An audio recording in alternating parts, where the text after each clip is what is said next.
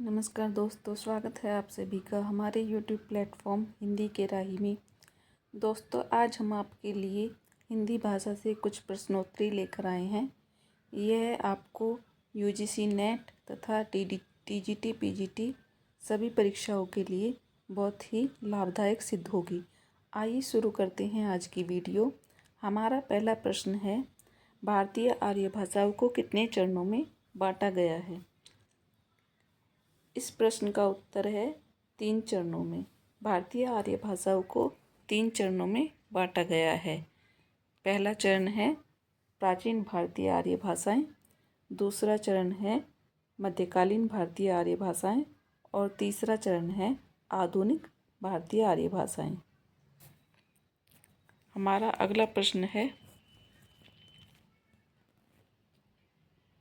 निम्नलिखित भाषाओं का विकास क्रम संयोजित करें। संस्कृत, पाली, प्राकृत, अपभ्रंश। पाली, प्राकृत, अपभ्रंश, संस्कृत, प्राकृत, अपभ्रंश, संस्कृत, पाली। इस प्रश्न का सही उत्तर होगा ए, संस्कृत, पाली, प्राकृत और अपभ्रंश।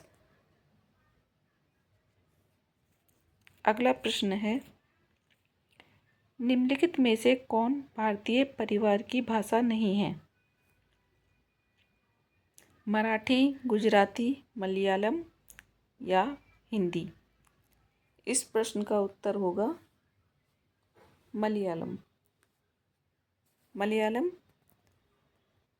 द्रविड़ परिवार की भाषा है और मराठी, गुजराती और हिंदी भारोपीय परिवार की भाषा है।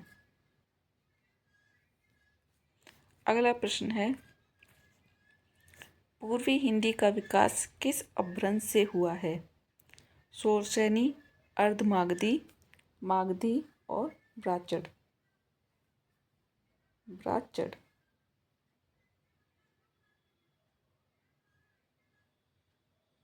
इस प्रश्न का सही उत्तर होगा अर्धमागधी।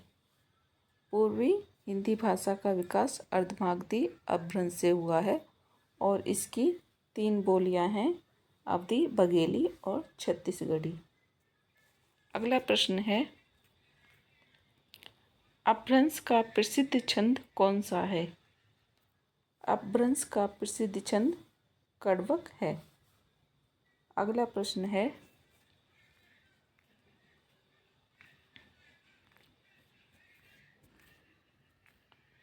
खड़ी बोली का विकास किस भाषा से हुआ है?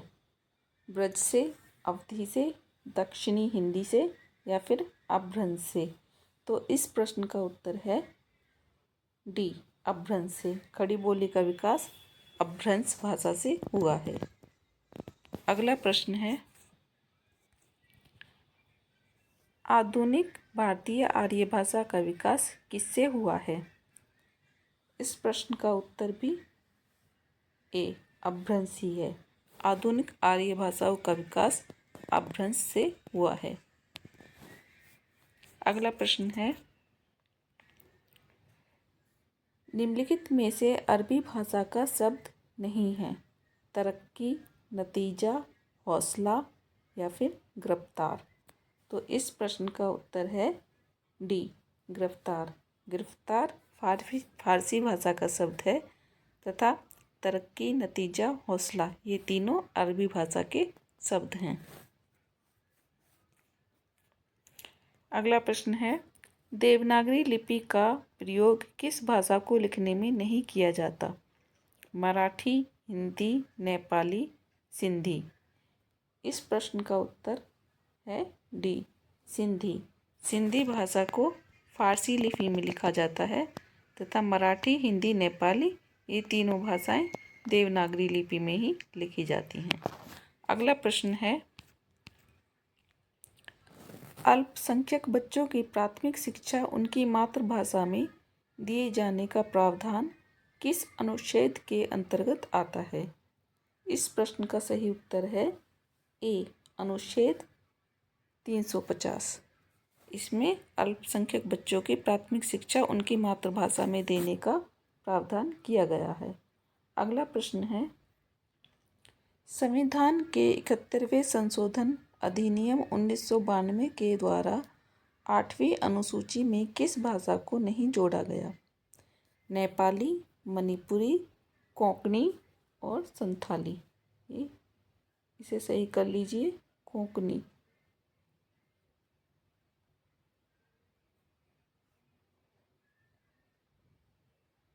इस प्रश्न का सही उत्तर है संथाली। संथाली भाषा को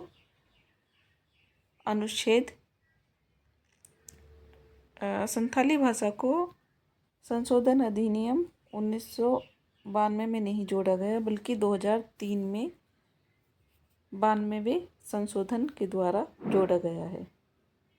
बाकी तीनों भाषाएं नेपाली, मणिपुरी और कोंकणी 71वें संशोधन अधिनियम के द्वारा 8वीं अनुसूची में जोड़ी गई हैं। अगला प्रश्न है, साहित्यिक अपभ्रंश को पुरानी हिंदी किसने कहा था?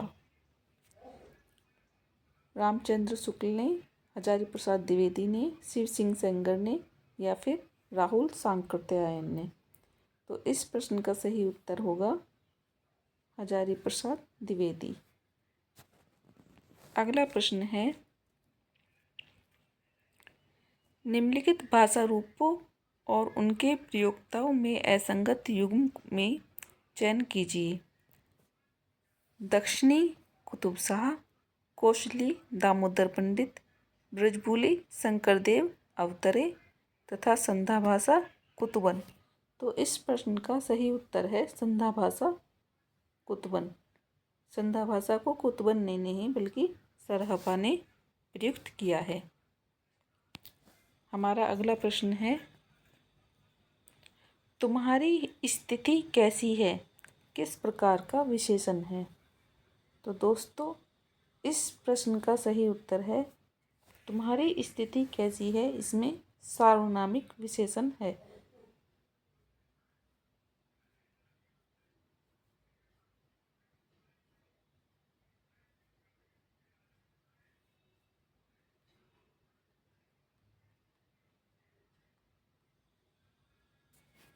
हमारा अगला प्रश्न है, कामता प्रसाद गुरु ने खड़ी बोली का अर्थ किस रूप में संबोधित किया है?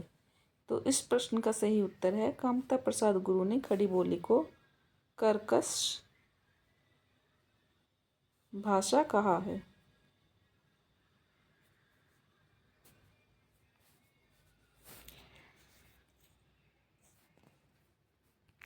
ये थे हमारे आज के